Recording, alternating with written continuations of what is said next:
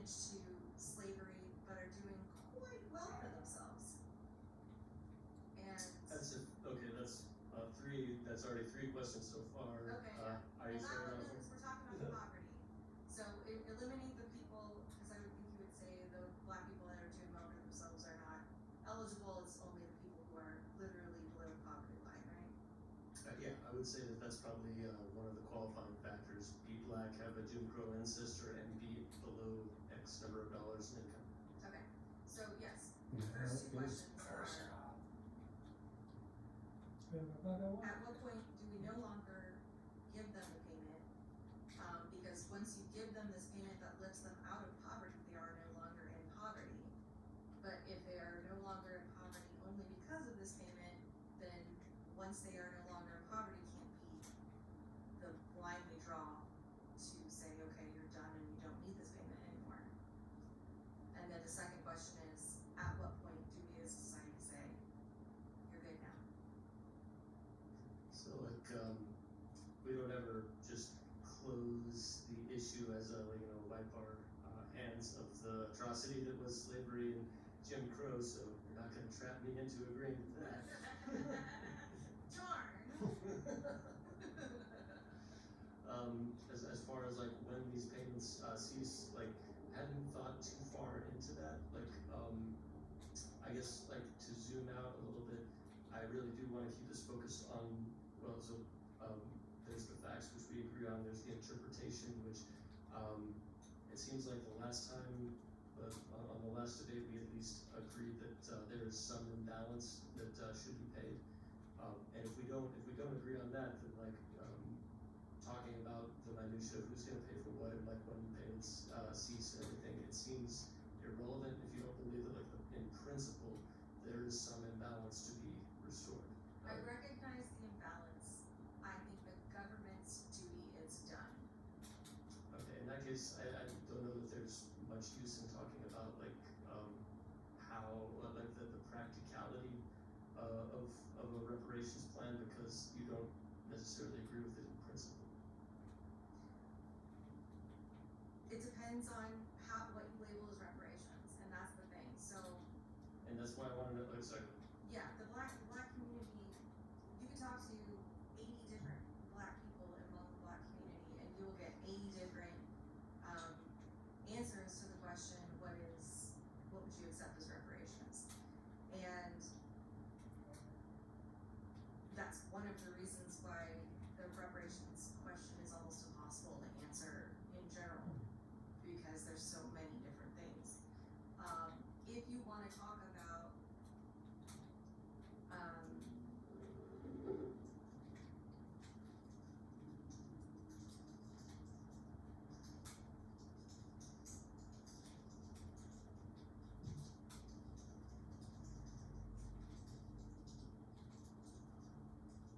I do recognize that they, in general, had a disadvantage starting out because of the color of their skin. I recognize a lot of people have a disadvantage for a number of reasons because of a number of different reasons. And starting out as in like this generation born black in this country and this generation disadvantaged. Born anywhere in the world. What about places where there was like never slavery or Were there Jim places Crow? where there were never slavery? I think so, yeah. I don't know. Pretty sure it was everywhere all the time. Yeah. Hang on. Are there countries that have never had slavery?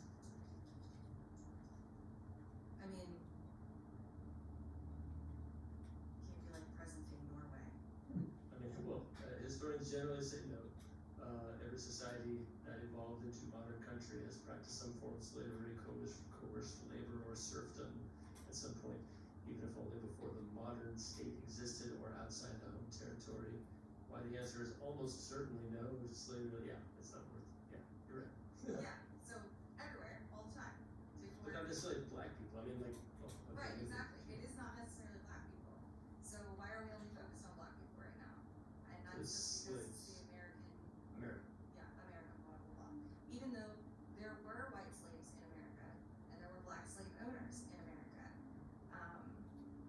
that's relevant. Is that relevant? Well, I think the fact that there were slaves of other skin colors is theoretically relevant if you're saying that, because you're saying it's the color of their skin that gives them the disadvantage.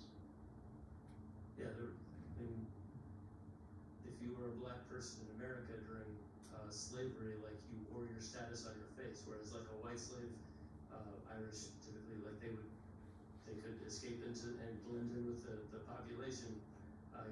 Black slaves didn't have that advantage back then, and they took, well, not before, like there was a north to escape to, like, or not before, like, was the North always anti-slave? Great question. No idea.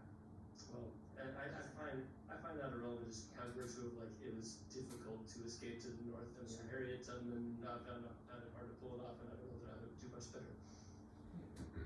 Sure. Okay.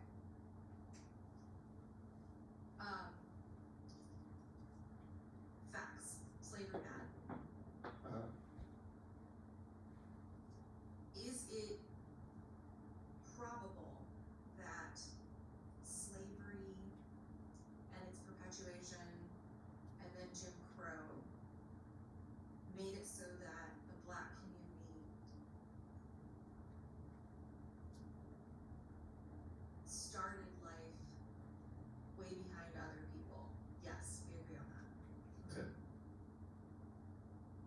Is it the responsibility of present day people to make up for that? We disagree on. I do not think it is responsibility of present day people to literally pay for the sins of Okay. their ancestors, or Actually- not even their ancestors. That seems like the biggest reason paying the black community reparations, specifically money on a monthly basis, whatever those words were. Recurring. Thank you. Paying the black Something that community I've already recurring payment found. for however long, that is the reason I think it would divide people, because nobody alive right now feels like their hard-earned money should go to someone else who has exactly the same opportunities that they do. Now, exactly the same opportunities On paper. on paper, exactly. There are any number of people in poverty that work hard that get out of it. There are any number of people in poverty that don't get out of it for any number of reasons. Is it incumbent upon the entire nation to bring them out of poverty? I would say no. I think the capitalism system that we have is the best way to lift people out of poverty. And I would cite the drastic drop in percentage of people in poverty as my evidence for that case.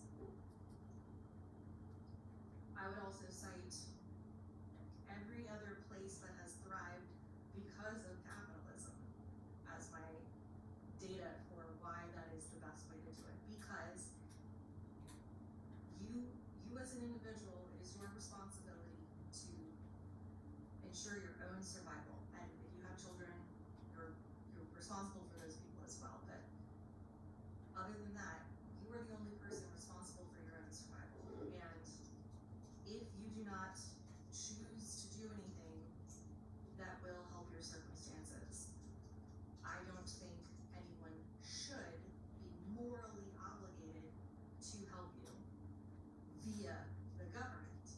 Your community, however, should absolutely rally around you and help you and do the things that you would need to adjust your situation.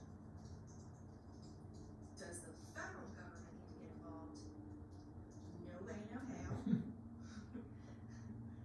That is a crazy clusterfuck of a situation.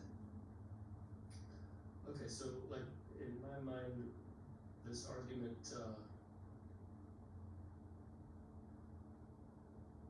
seems to say, this argument seems to say that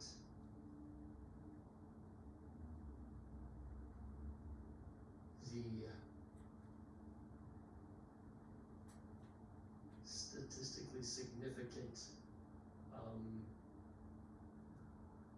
number of black people still in poverty, even after the rights have been given to them on paper, and like legally speaking, discrimination is illegal. So like the fact that the black community as a whole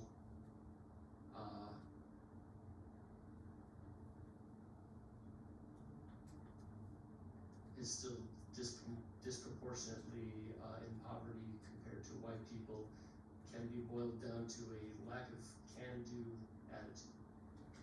Is that what it sounded like I said? Yeah. Great, let me rephrase. Okay. Thank you.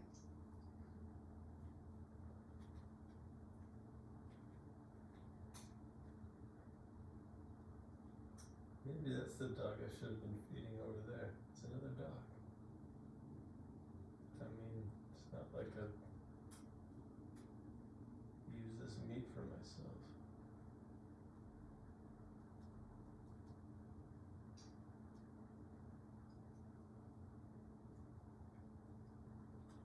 Might be that I've just already discovered all the chests.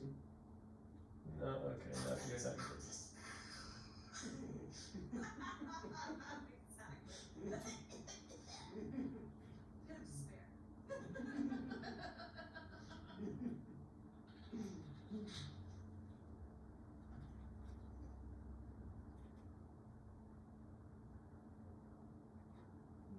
Figure out how to, I might have to say a bunch of stuff and then sum it up differently.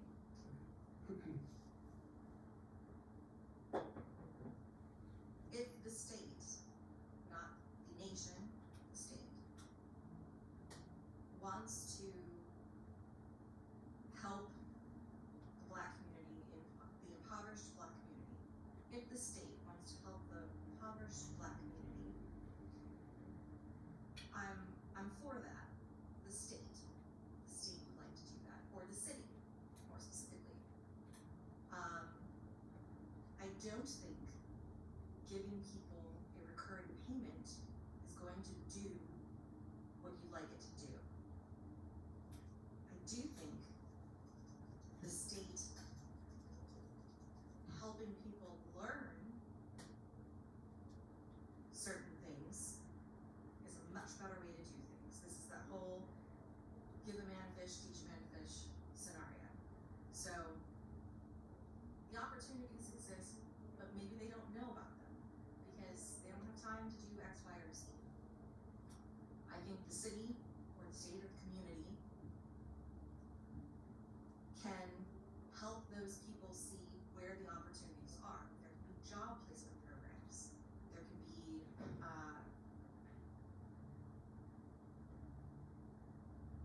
see it like we could do you know how grocery stores will throw away food because it looks stupid and nobody will buy it, but it's perfectly good, or it's past the expiration date but it isn't actually. Legally, there's a lot of places that are not allowed to redistribute that food to homeless shelters or anything like that, and that is dang ridiculous. I think anything you're going to throw out food-wise should absolutely go to a food bank, and that food bank can be run by the city or the state and help distribute that to the families that need it. Food is no longer a problem. Let's assume that's the case. Let's assume like Soylent Green has solved everything from the health department, and we've only got the other problems to poverty problems to deal with, like health emergencies and the like. Housing. Right. So the job placement programs, or the programs that help teach people the skills they need to do the things to get the jobs,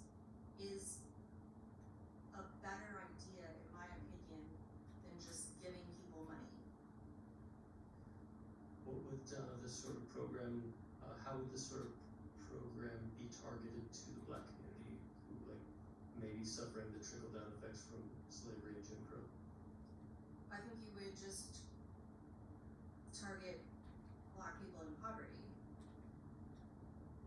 Target them with what now? with these state or city run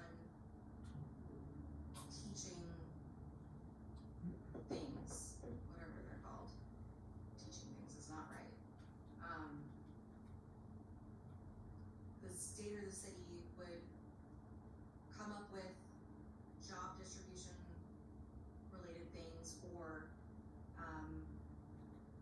skill teaching classes that are free for Black people who make X number of money or less.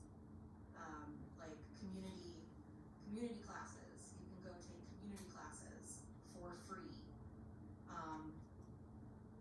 If you make less than X number of money and you're Black. Like those kinds of things I'm on board with. A X number of dollars a month plan I see going nowhere but crazy town. That's wrong. The recurring payment system is a band-aid on a wound, and I'm trying to sew up the wound. Does that make sense? I believe so. I mean, like from a like teacher net a fish standpoint, that like makes sense. Like a teaching a man a fish is the equivalent to sewing up the wound. So like this problem that you have today, I'm hungry, won't be a problem tomorrow. I know how to fish. In the same way that like I'm bleeding, oh my god, will not be a problem an hour from now when this thing is sewn up. You know, if I'm just like wiping it off, like oh thank God that blood went away. But Yeah. oh no, where's all this blood coming from? Yes. They already don't have to worry about medical emergencies because if you are under the poverty line, you have access to Medicaid. That already takes care of it. The government, the federal government takes care of that already. That doesn't address like the problem of cancer, medical emergencies that would break the bank for a poverty for like they wouldn't necessarily be able to get the level of care that the best that the market has to offer. Should they? That's where my argument comes into play. I mean, you're like a lot of these programs that you're proposing. I don't see how they lift people out of poverty. I mean, By giving them the tools to do it themselves. well, so that's the thing is when someone is in poverty, the payoff that they may get from learning a new skill is not going to take effect for like weeks to months from now, and they're behind on rent right now, and they need food on the table, and they need milk for the babies right now. So like stand on the corner and sling some drugs and get $600 for the night, or go to a night school for a reward that might pay off 6 to 12 weeks from now. That's sure you would maybe argue that they should make the right decision, they should be responsible and pull themselves up by their bootstraps, and maybe this is where a free will, non-free will debate comes into play, but I don't want to take it to that level. I just want to say like whether or not we have free will, statistically speaking, if you give someone the means to be comfortable, to have a nice studio apartment and be able to eat the sort of food that they want, maybe even order food delivery once a week, instead of just like saying, okay, we're not going to do anything for you financially, but here's a class that you can take for a skill that you can spend a few months learning, and if you learn it, then you can apply for a job. And I just think that we get a lot more out of that training program if your general Maslow's hierarchy needs were met, and I feel like the way to do that is it's going to cost us more as a, taxpayer system. I'm not necessarily opposed to like the state government being the one that implements, this sort of thing, but I think that the federal government of America being probably the most guilty party when it came to the institution of American slavery to begin with, it makes sense that they would be the ones to figure out how to fix the trickle-down effects of it. I think the resource math you're doing ain't mathin'. Mm-hmm. Because of course it would be amazing if we could all have the things that keep us comfortable, and that would be great. And if that were achievable, it would be achieved. I think. Why do you think that? If it were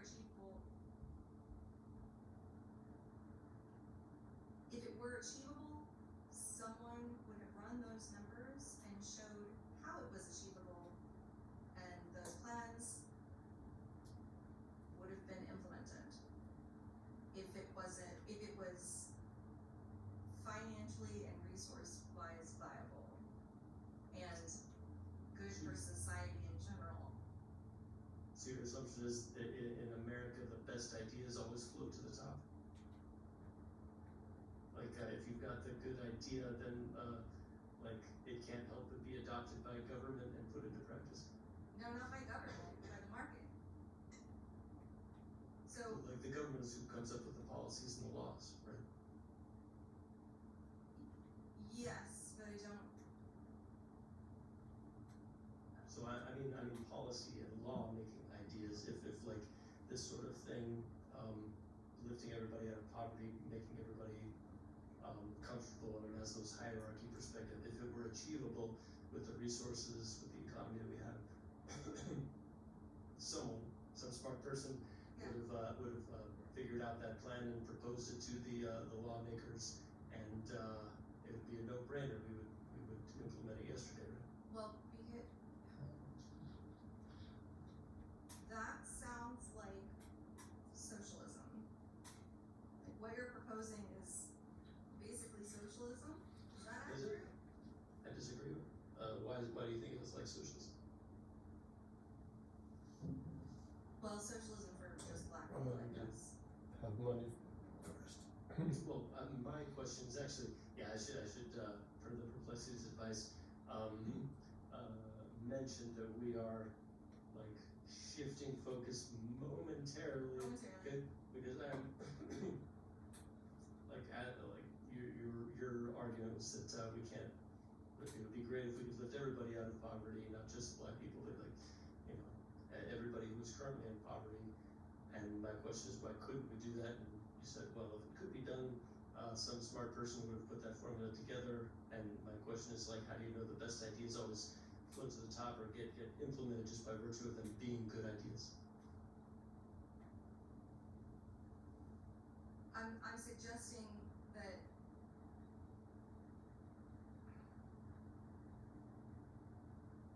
the idea would have been made known even if people didn't want to do it, and nobody's made that idea known. I think I just need my. What if my idea, like that I've been posing, is the best one? But your idea doesn't have a path to your idea, because you just said taxes, and that's it. And there's no actual math behind those taxes that you're proposing, and because of that, well, I'm suggesting that your math won't math. Because if your math would have math, someone would have mathed that already.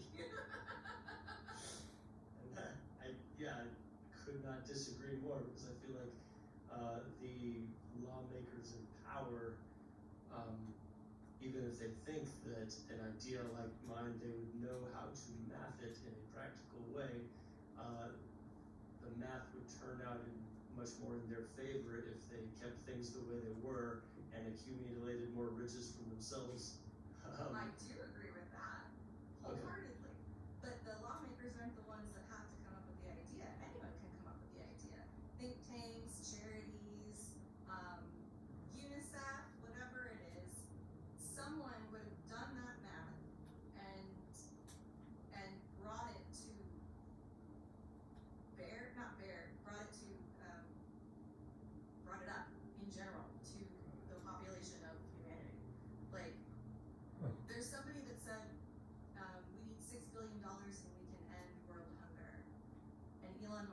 like, show me the math and you got it.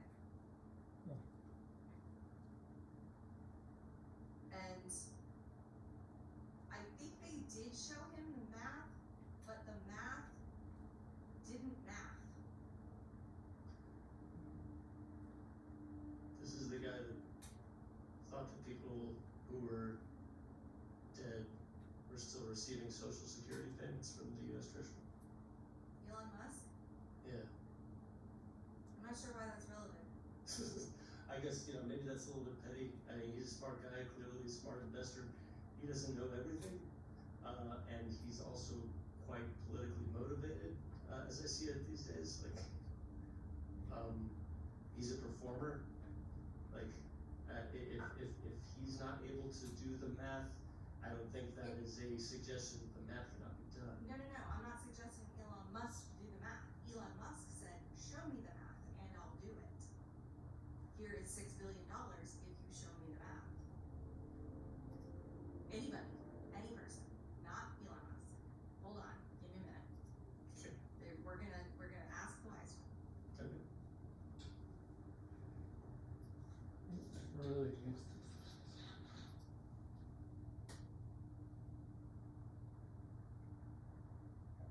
Wasn't there something recently about, it's because I'm using the microphone for, Well, here's what, if it helps, I'm gonna go off camera and eat a couple bites of my pizza real quick. do it.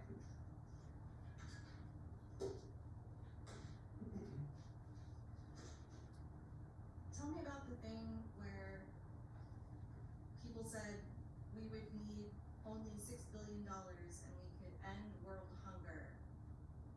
And Elon Musk said, show me the math and I'll give you the $6 billion.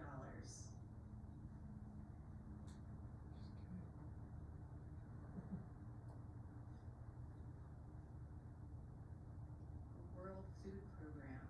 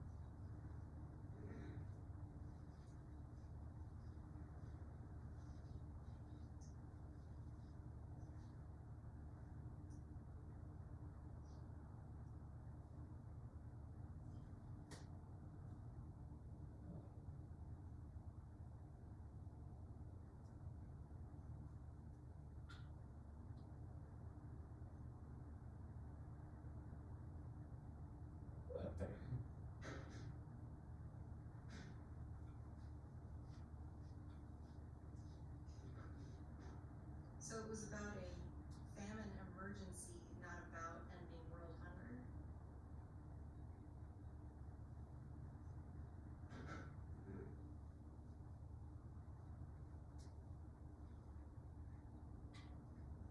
And in the cost breakdown of the 6.6 billion,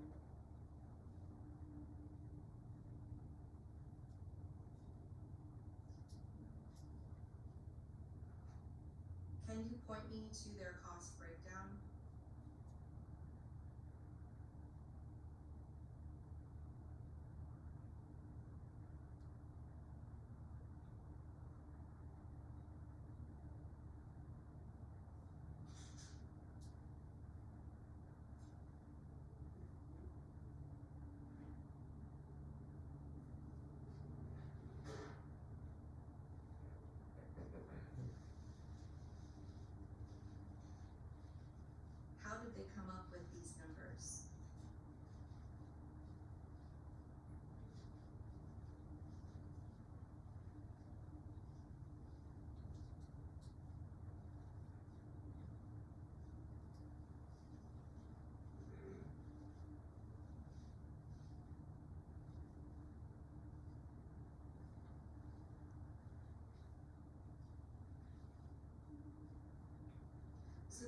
actually do any work to figure out logistics.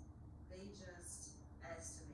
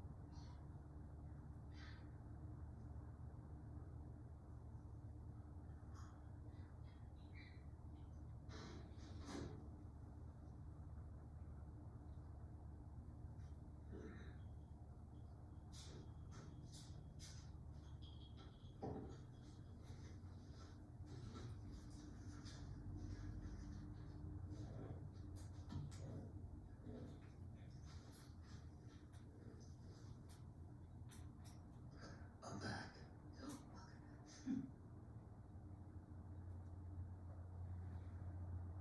How was your pizza? So good.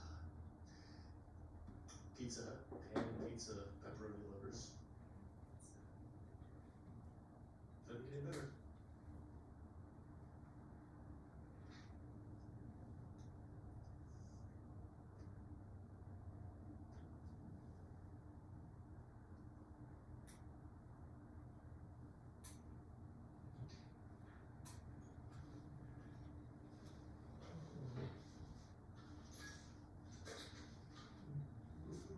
So it didn't show open source accounting.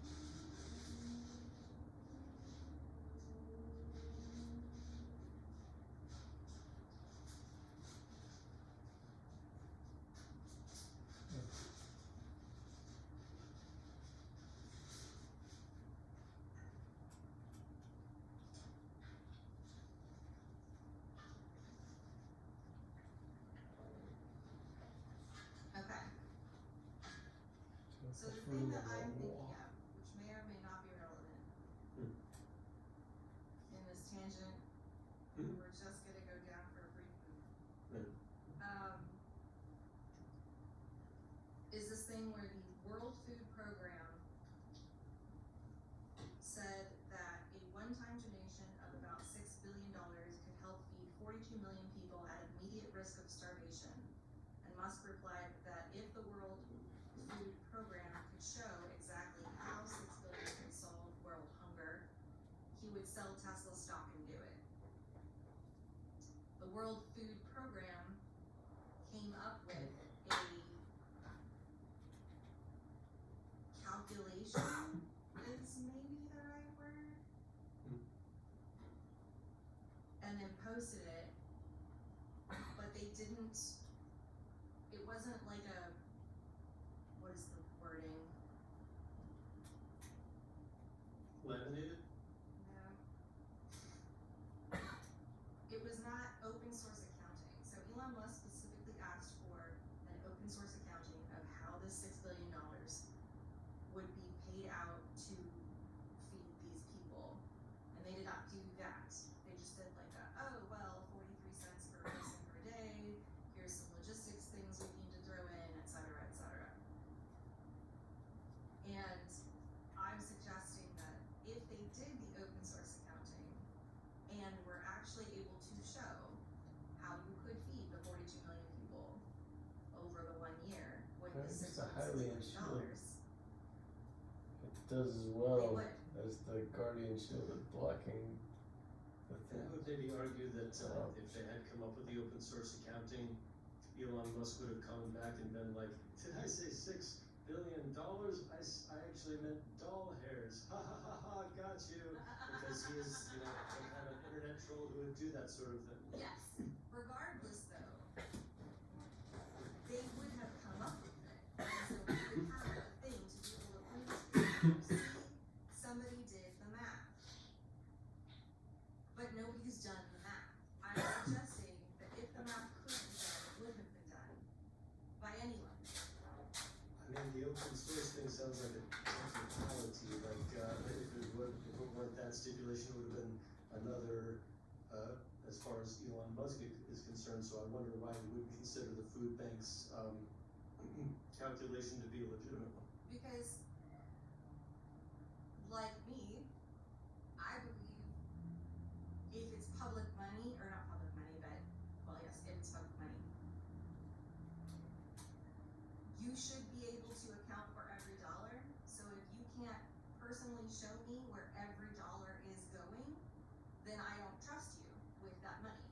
Because there's any number of ways you can inflate that price and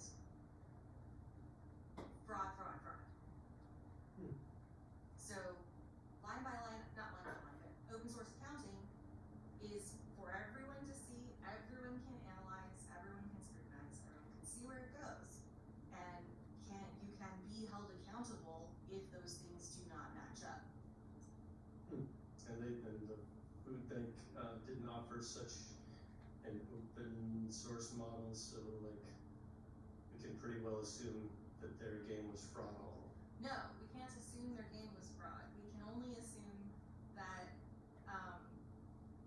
what they did was an estimate, and without that open source, we cannot guarantee that all that money would go to the people who need it. Would you say that your reliance on this, open source, element of the calculation is tethered to, what Elon Musk, said was necessary for him to pay out this, like, would you say, like, I don't know, do you think that, your assessment of what the necessary information that we need, before finding this, idea to be a legitimate one, is in line with that of Elon Musk? I haven't read their proposal, so I would need to read their proposal.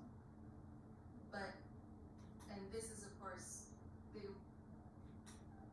this wasn't public funds, this was Elon Musk's specific personal money. For me, and when it comes to taxpayer dollars, we need to find a different phrase for taxpayer dollars, because it's like global warming now, there's like an ick factor associated with it. We need to like pretty it up somehow, we need to climate change it. But when it comes to taxpayer dollars, when you can't see where it goes with your own eyeballs, any human being, not any human being, any American citizen, when they cannot see where it goes with their own eyeballs, I'm skeptical. I am hugely skeptical. It's the reason why not the reason. You know me, it doesn't matter who's in charge. I'm like, government no bueno, cannot trust government. So,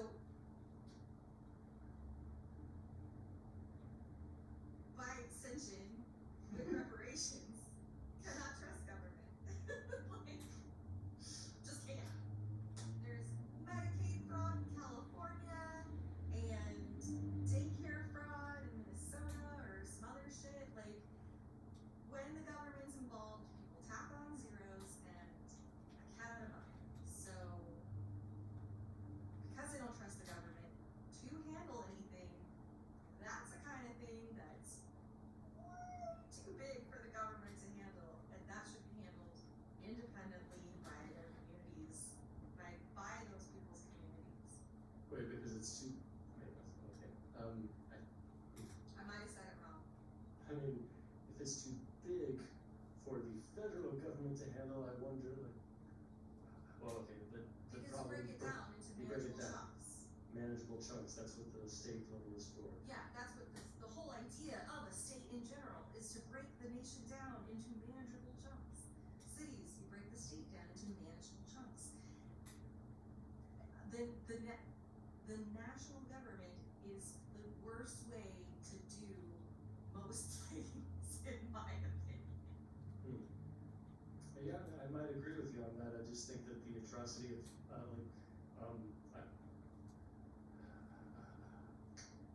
paying our debt, as a country with regard to the atrocity of slavery is one thing that really can only be Well, done so by how the do you federal put it? government if it's going to be done right. And I know that like even just that phrasing of it makes you probably want to crack up or vomit or some combination of But if it's gonna be done in any sort of effective way, as I see it, like the body responsible for the atrocity of slavery to begin with should really be the thing to tackle that. I mean, Those people are dead. the body, I mean, like, That body's dead. The government of today is no longer the government of what it was. I mean, it's still technically the United States of America, like under the same constitution that was established, back then. Like the continuity of government component is, important when it comes to like our foreign policy. I mean, I know that like it's been, pissed and shit on 6 ways from Sunday with the, dipshit administration, but most presidents, sorry, I agree. It doesn't matter who's in charge. It doesn't matter who's in charge in this particular conversation. But I would argue that it's important for a global superpower like we are to have a policy, you know, that we like rest on, that we can point to and be like, this is how we treat people. Don't you want to come live here? Everybody already does want to come live here. Well, it can't have anything to do with our treatment of black people, that's for sure.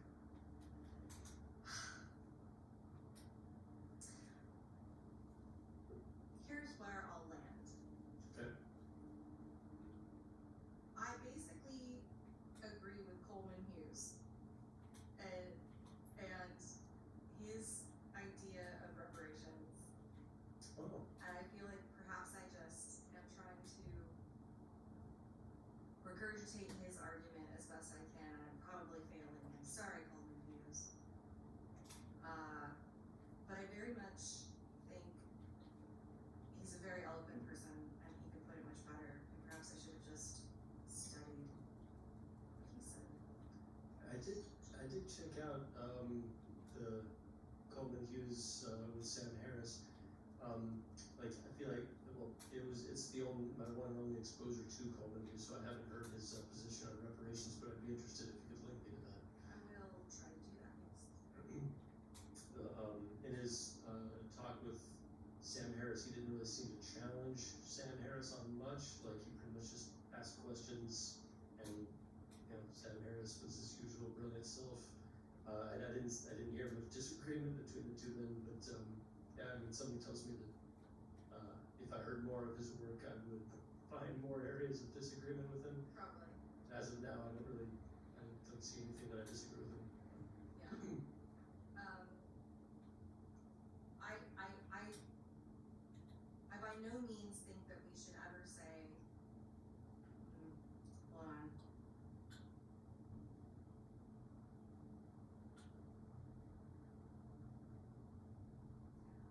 I don't think we as a species should ever stop trying to make things better for everyone. No, I thought the lady of the mountain was closer. I'm not gonna go all the way over there.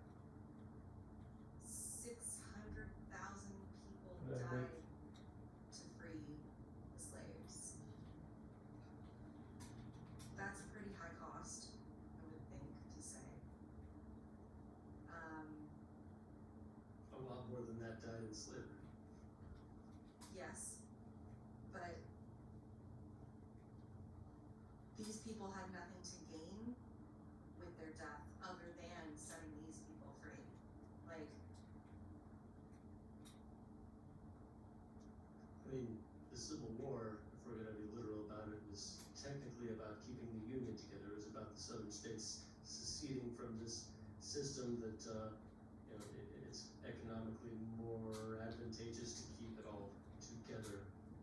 I mean, yes, if there's one, probably major, like, cause that everybody could point to for the cause of the Civil War, slavery.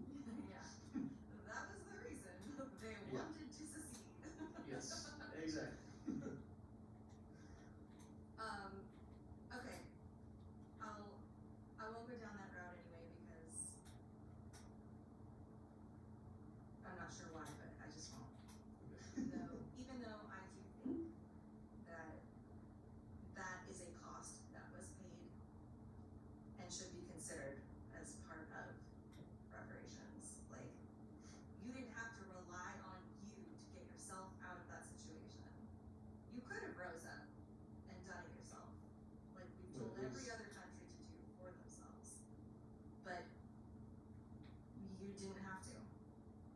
Who's the you in that sense? The slaves. You could have rose up and changed your circumstances. Yeah. I mean, there were attempted slave rebellions. Like, they just didn't succeed, like, until at a, Yeah, that's fair. They didn't have the internet to kind of like coordinate. Yeah. They couldn't really pass notes and be like, hey, we're all gonna attack all of our masters this day at this time. yeah, they were literally slaves to this institution, like, they had as much access to the outside world as their masters allowed them. Yeah. Which is part of the reason why Iran has a problem right now. That's not the tangent we're going down.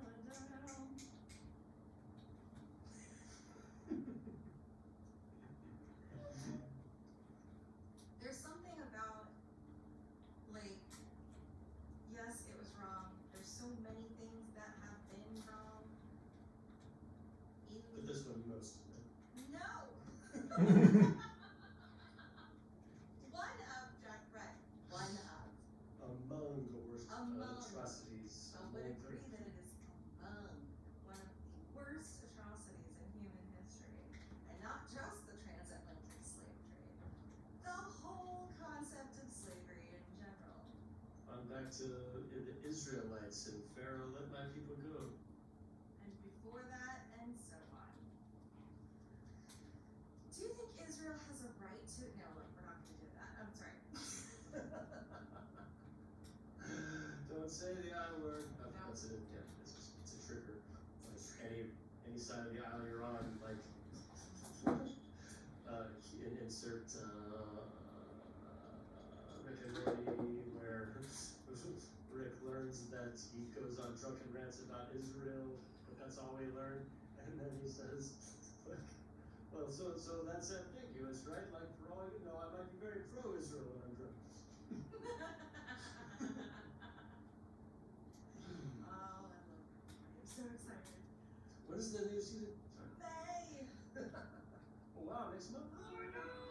I'm so happy! Are we gonna wait for it all to come out, or are we gonna do like a one and then Better Call Saul, and then one and then Better Call Saul? I mean, my vote would be to wait till it all comes out, and then Thank you so much, Jack. yeah. It's so much better that way. To me, it's a no-brainer. I mean, like, so, yeah. I mean, now that I've done it your way, and now that I've adopted your practice of waiting till the full season comes out, I wouldn't have it any other way. Like, I understand why you wanted to depart from that model when it came to The Last of Us, because you want to participate in the water cooler talk. You've been part of this, zombie apocalypse community for years, and you want to know what they're saying week to week, and you already know the overall storyline, that they're more or less going to stay Nothing shall be spoiled. loyal to. Yeah. So, yeah. When it comes to, you've never seen the thing, right? No, is it good? It really I is. keep hearing it's good, but like medical drama? How many medical dramas do we need? That's like, it took me so long to check it out for that very reason. Really? Yeah, like, just, come on. Grey's Anatomy, ER, like, where does it stop? Well, It doesn't. what was the, House. I say the life. What was that, that was from a medical drama whose name I'm not remembering right now. Boston, is there a Boston Medical or something like that? Chicago. Where did I go wrong? You know, it's not. I think there's a Chicago Med, right? I know there's a Chicago Fire. You know, I'm not too perplexed to do this, not because it's relevant to the conversation, because I'm just so interested. What drama series had the theme "How to Save a Life"?